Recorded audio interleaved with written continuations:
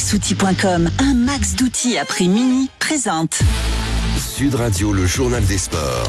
Avec la sportive de l'équipe, Morgane Thomas, bonjour. Bonjour Jean-Marie, bonjour à tous. À la une de l'actualité sportive ce matin. Ça se bouscule dans le top 6 en rugby. On fait le point tout de suite sur l'avant-dernière de journée de top 14. On fait le point sur l'épilogue de la journée de la compétition de Ligue 1, évidemment.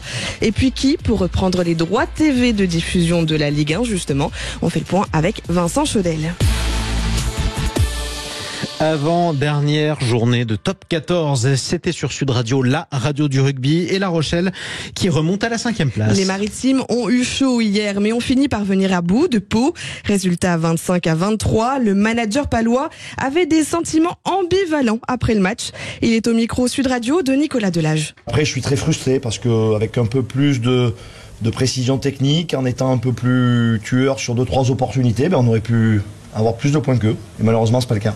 Pau repart tout de même avec un bonus défensif et à 1 point du Racing qui est 6e. Et les ciels et blancs d'ailleurs qui se sont inclinés face au Loup. 20-14 pour les Rodaniens qui assurent par la même occasion leur maintien en top 14 la saison prochaine.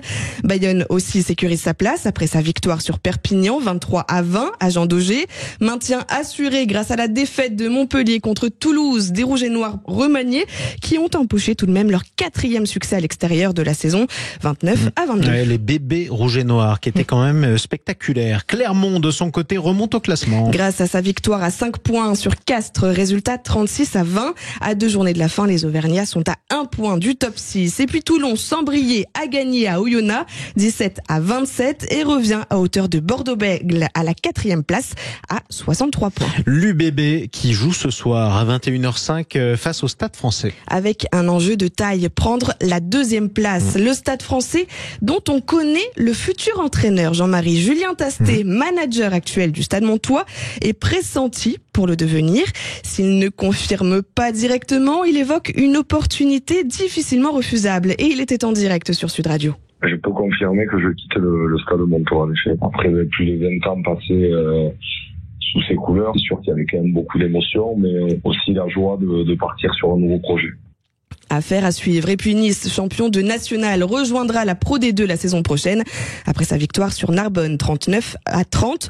Narbonne qui défiera donc Montauban en barrage d'accession. Oui, ça promet une belle ambiance d'ailleurs en match d'accession. Allez, le duel pour la 2e place du top 14 entre Bordeaux-Bègles et le Stade Français, c'est à suivre évidemment dès 20h sur Sud Radio, la radio du rugby. Mais ce soir, c'est aussi du football, l'épilogue de la Ligue 1 avec la dernière journée du championnat. Et beaucoup de choses peuvent encore changer. Brest peut toujours rêver d'une qualification directe pour la Ligue des Champions. Pour ça, il faudra gagner à Toulouse et compter sur une défaite ou un nul de Lille contre Nice.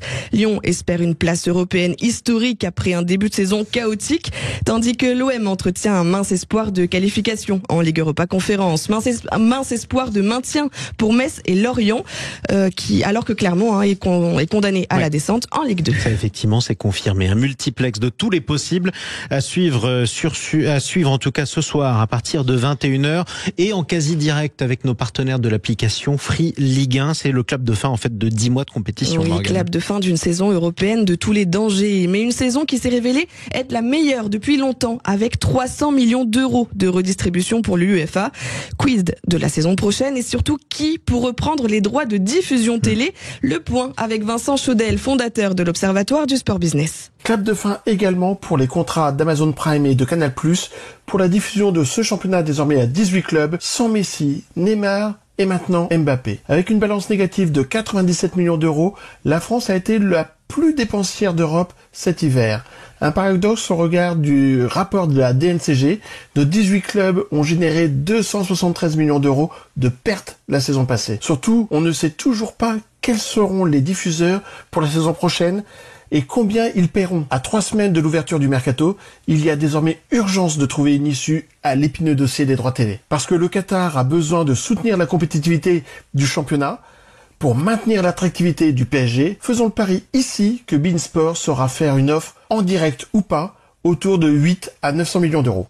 Pari risqué, mais pari lancé. Merci Vincent Chaudel. En bref et en cyclisme, Filippo Ganna a devancé Pogačar hier dans le deuxième contre-la-montre du Giro. C'est en Italie. Top départ de l'étape Rennes de 222 km. C'est dans 2 heures. Toujours en Italie, Verstappen prendra la pole position sur le Grand Prix d'Émilie-Romagne. C'est à 15h. Et puis un mot sur le ring, Jean-Marie, pour finir, avant que je perde ma voix. Le sacre d'Alexandre Usyk, l'Ukrainien, est devenu champion du monde unifié des lourds hier, après sa victoire sur l'Anglais Tyson Fury. Redites-le pour voir juste. Non, merci. Merci de votre sadisme. Merci beaucoup, Morgane Thomas.